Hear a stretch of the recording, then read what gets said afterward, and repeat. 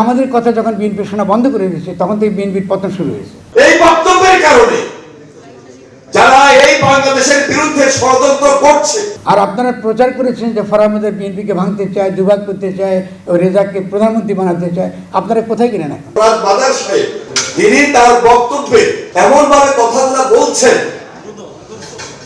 যে মনে হয় যে এই দেশে তার নমিনেটেড কিছু লোক শুধু আন্দোলন করেছে। ওই আমাদের বাচ্চা ছেলেদের গণপ্রদান করে ফেলছে। আর এখন আপনার বাচ্চাদের বিরুদ্ধে, আপনাদের লজ্জিত হওয়া উচিত, এই বাচ্চাদের বিরুদ্ধে আপনারা দাঁড়াচ্ছেন। বিগত 15-16 বছরে যারা গুম খুনের শিকার হয়েছে এবং বিগত জুলাই আন্দোলনে যারা শহীদ হয়েছে, এখানে দুইটা পক্ষ তৈরি করবেন না। এরা দেশের জন্য লড়াই করেছে, দেশের জন্য জীবন দিয়েছে। আমরা অনেকে শহীদ হতে পারতাম, আমরা কিন্তু গান পয়েন্টে হাসিনার অত্যাচারের বিরুদ্ধে দাঁড়িয়েছি। আমি যখন দেখি গতকালকে ফরহাদ বাজার সাহেব তিনি তার বক্তব্যে এমন ভাবে কথাগুলো বলছেন যে মনে হয় যে এই দেশে তার নমিনেটেড কিছু লোক শুধু আন্দোলন করেছে, আর কেউ আন্দোলন করে নাই। এবং তিনি বিএনপি সম্পর্কে যে কথাটি ব্যক্ত করেছেন, এটা বিএনপি নয়, সারা বাংলাদেশের মানুষের হৃদয় আঘাত করেছে।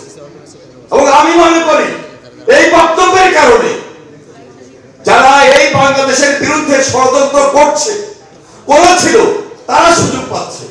এই সুযোগ আমরা দিব না ইনশাআল্লাহ।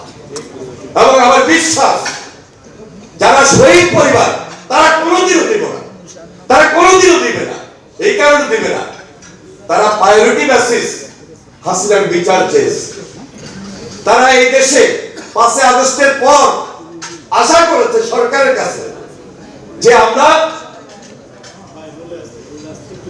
আমরা যে পরিবার আমাদের পাশে সরকার দাঁড়াবে, কিন্তু যত সামান্য এবং একটা বৈরিতা ভাব মনে হয় যে কোন রকমে এই পরিবারগুলোকে বিদায় দেওয়ার চেষ্টা করছে। আমি আজকে অভয় দিতে চাই, এই বাংলাদেশে খুব শীঘ্রই একটা নির্বাচন সরকার দিতে বাধ্য হবে এবং এই নির্বাচনের মধ্য দিয়ে জনগণের সরকার প্রতিষ্ঠিত হবে, যে সরকারের নেতৃত্ব আগামীতে বাংলাদেশ জাতীয়তাবাদী দল দিবে। এবং আজকে আমাদের ভারপ্রাপ্ত চেয়ারম্যানের আমি বলছি,